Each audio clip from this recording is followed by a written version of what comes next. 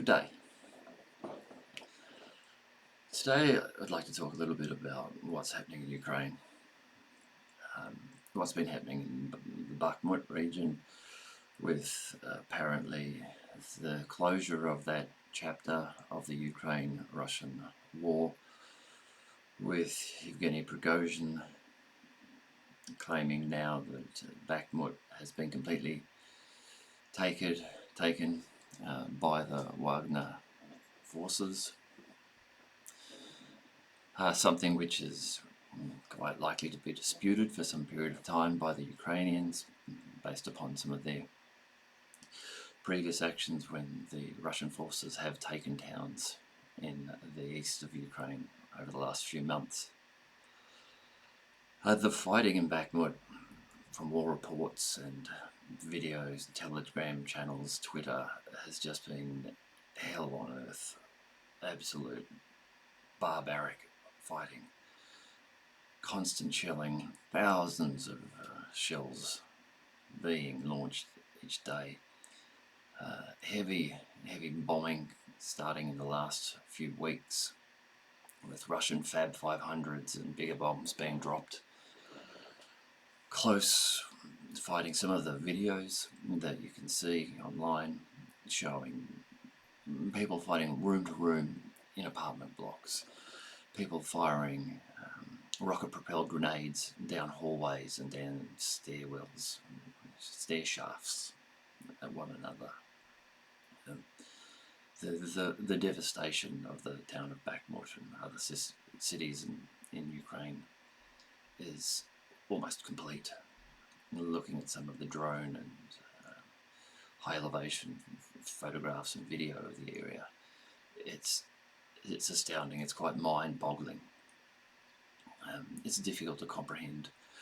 I ask people to question, to imagine what that must be like as someone, a former resident of that town, let's say Bakhmut, who sees what's been happening and is able to detect and identify from this high-level drone footage where their home would have been, and the feeling of just loss that they must have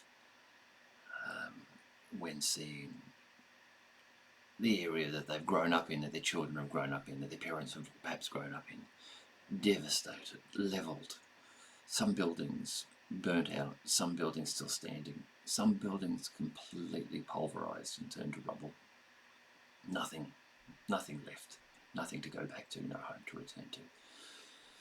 The fighting in Ukraine is devastating on many levels, not only for the combatants, the soldiers on both sides of the front line, Russian, Ukrainian, who are being needlessly killed each day, but the families of those soldiers, the friends, girlfriends, wives, children of those soldiers, the economies, the Ukrainian country and economy, they're being destroyed. And at this stage, I don't see any sort of way for Ukraine to recover from this in years, in decades. What may end up happening here, if the Russians continue to slowly grind their way forward, which seems to be their intent, as they've stated from very early on, their intent wasn't to make a great, massive advance. Their intent has been to grind down, wear down, bleed, demilitarize the Ukrainian forces, strip them of their ability and their military and ability to fight Russia. If that process continues, I can see the Russians grinding their way west to the Dnieper River, and perhaps then defending that, perhaps then granting independence to the Donbass region, which would now be under effectively Russian control, and drawing a new border down the Dnieper River. These things are real possibilities, and this means that for what was Ukraine, remembering that what we refer to as Ukraine was established in the 1940s, 1950s after the Second World War, an administrative redrawing of the borders moved Crimea, the east of what's today Ukraine, from Russian control to Ukrainian control. This, of course, is overlooked a lot of the time, but this has been a large influence in the population, and this whole disagreement, and this disagreement has begun well before 2022.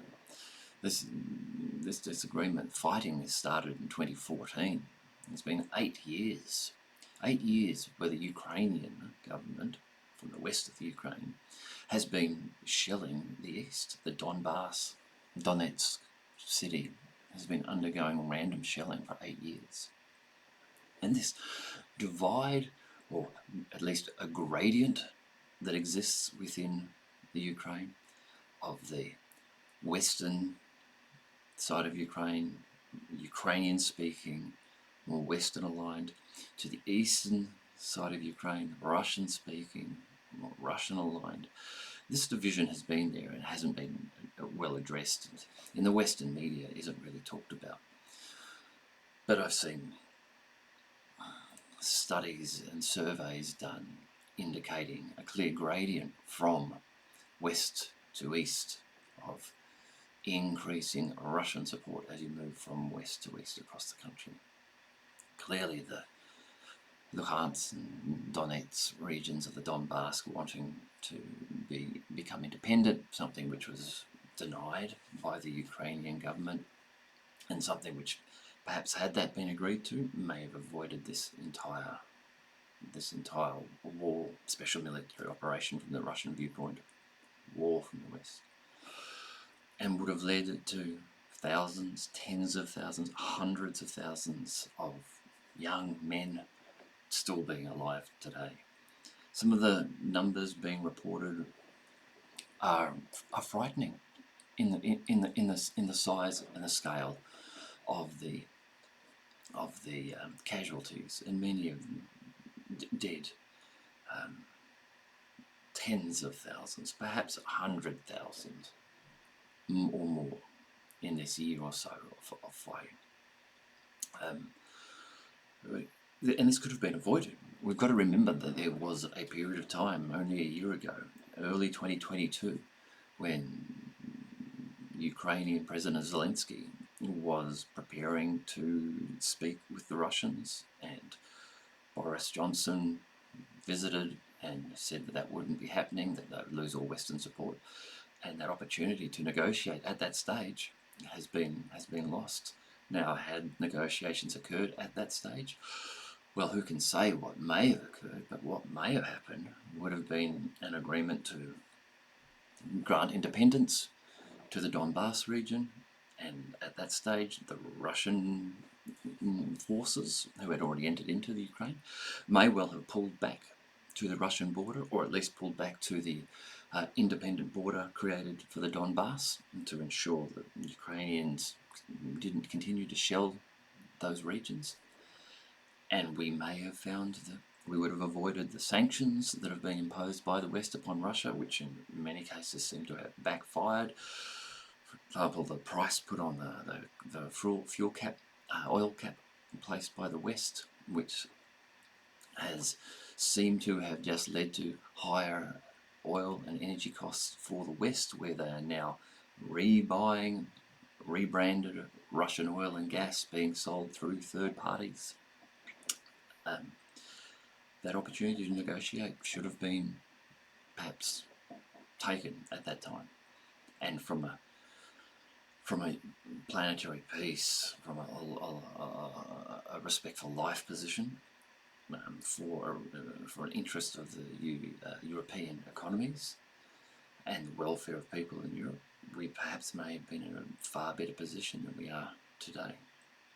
Even if you were to take a wholly Western view and consider the US's position, had they perhaps taken a path and decided to instead partner and trade with Russia, rather than see Russia as a major counterpart or threat to their global position, that may well have enabled the US to then position themselves in a more beneficial state for their upcoming challenge with China, which seems to be something which is on the cards and that they're looking for.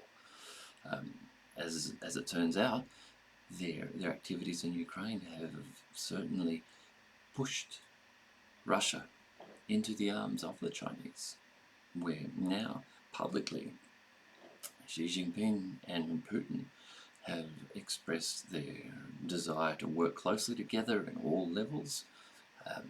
They're strengthening the BRICS. They're strengthening trade. They're addressing issues they've had, and this is extending into countries like India and Brazil, where the Chinese and the Indians, who have got conflict along the border, are now seeming to not perhaps heat that up and understand that they've got a common ally in Russia as far as support for the BRICS goes, and for access to oil and gas, which India desperately needs as a growing nation. So the United States have perhaps strategically made a misjudgment here, and instead of quickly shutting down Russia and overthrowing Russia and getting Putin out and destabilizing Russia, have in fact achieved the opposite, the strengthening of Russian resolve. Internal support for Putin seems to be very, very high, as opposed to the internal support for Joe Biden, which is in the 30s. Also, the current lack of desire to negotiate from the US a resolution. And let's be clear here, it's the US that need to negotiate with Russia, not Zelensky. It's the US that's providing the weapons and the backing and keeping the war going and keeping the Ukrainians being chewed up by Russian artillery. If the US were to negotiate with the Russians, but their lack of doing it at the moment is in contrast to what we see from the Chinese, where the Chinese are making what appears to be sensible diplomatic approaches and overtures to Zelensky, to the US, to the Russians, to try to negotiate the peace settlement. China are appearing to be mature on the global stage in looking for peace after a year of this war, which really, this war is just destroying the Ukrainian nation. The Ukraine will not recover, as I was saying before, from this for decades. Once this dispute and war ends in the Ukraine, the bill, which surely the US and the UK will want some of it repaid, will be monstrous. It's very likely they will have lost all the east to a new independent Donbass region, or something that falls under Russian control. And that area of the Ukraine, grain-growing region, will now not be available to the Ukraine. If the fighting continues and the Russians go beyond the Dnieper, then there will be just damage and destruction done to even to the west of the Ukraine. So the sooner that this dispute, this war is ended, the better this is for the Ukrainian people, the Ukrainian nation. Prolonging this war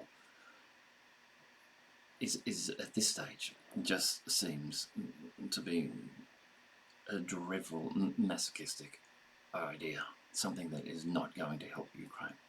And I think that people who claim they stand with Ukraine and standing with Ukraine, the Ukrainian people, is a great thing to do. But the people who claim to be doing that by supporting the West's supply of additional weapons to the Ukraine, I don't think they realise that what this is really doing is aiding in the continued massacre of young, middle-aged Ukrainian men. Men from 16, 17 years of age, way up to their 60s, are being forced into fighting and being sent to the front lines with inadequate training, and where they are dying at an alarming rate. So whether you believe in Ukraine, and if you do, then perhaps your energy should be directed to finding a way to negotiate and stop this war and let Ukraine rebuild. albeit with different borders. That may not be the end of the world. Letting this fight go on and letting Russia grind its way all the way across the Ukraine may be the end of the world. Certainly may be the end of Ukraine, and may trigger a World War III if, for example, the US and NATO decide to involve other nations. If, for example, Poland joins in, then you perhaps may be on the verge of World War III. Who knows? You may then find that if NATO starts to become involved, then China may become involved, and we really do have World War III. And this is not something that we want. No one wants this. This is not beneficial for anyone. So, the Ukrainian situation, it's not good. Bakhmut has fallen today. The fight there, the intense fighting that has been happening there for months now, seems to have finally ceased, with videos of Yevgeny Prigozhin now claiming that in the last day that the Wagner forces have taken all of Bakhmut. And there'll be some cleanup there for a day or two, I suppose, but in reality, Bakhmut no longer is under any form of Ukrainian control. This now will lead to a new chapter of this war, and what will happen here? Who knows? There's long from the West been claims that the Russians will be embarking upon, or they were going to be embarking upon their winter offensive, but this seemed to be just a Western story. There was very little to indicate the Russians ever claimed anything like that. They were more consistently claiming that they saw this as a war of attrition, that they were going to grind down and demilitarize the Ukraine, which is what they've been doing. So now they've taken Bakhmut. I don't know. They might sit, consolidate where they are now as a defensive line, build trenches, build defences, continue their missile strikes upon Ukrainian ammunition, fuel, energy, resources and infrastructure, which seems to have thwarted the Ukrainian attack that's been meant to have been coming for some weeks and months now. It seems to be delayed. The offensive just never seems to be able to get off the ground. We've seen massive attacks on Ukrainian ammunition stockpiles, which must have had a devastating impact upon any planning of any sort of offensive. So perhaps the Russians will prepare and wait and continue those attacks and continue to deny the Ukrainians the ability to mount that offensive.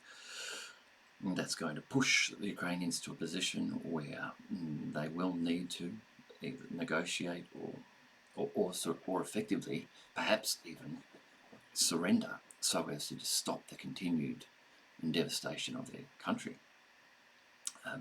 There's of course talk of the US supplying, so the US and other NATO nations supplying F-16s to the Ukraine, but there's also talk that this won't be there until next year in 2024, which is not going to be in time to change the direction of the war now. And even if F-16s are supplied, again, where are they housed? There's nowhere in Ukraine that is out of Russian missile range. Are they housed and based in Poland and other NATO nations, in which case does Russia see that as a pure provocation from a NATO nation? And we look again at triggering World War III and NATO against Russia. There's talk of Abrams tanks arriving there, but Abrams tanks, again, logistically, it's very difficult to get them there and to make them useful, particularly as we've seen Russia increasing their air capability and the range of their air dominance in the Ukraine. Yes, there was the recent loss of 2 Russian fighter jets and 2 Russian military helicopters, but this appears as though it may have been a little complacency in some of the Russians in that area, and not closely enough ensuring that there weren't any active Ukrainian anti-air defences in the region. However, also just this week we've seen what appears to be very strong evidence that a Patriot missile system has been decommissioned by the Russian hypersonic Kinzhals. While the Ukrainians have denied that any of the Kinzhal missiles made it through, there is a video which does seem to indicate what may have been a Patriot battery firing in upwards of 20 to 30 Patriot missiles within a two-minute window of time, and then a resulting return strike which appeared to have damaged that Patriot system. The Russians claiming that 5 out of 6 Patriot launchers and a radar device were destroyed, with the Americans seeming to provide some confirmation for this in terms of indicating that they had received information that there was damage done to a Ukrainian radar installation as part of a Patriot battery.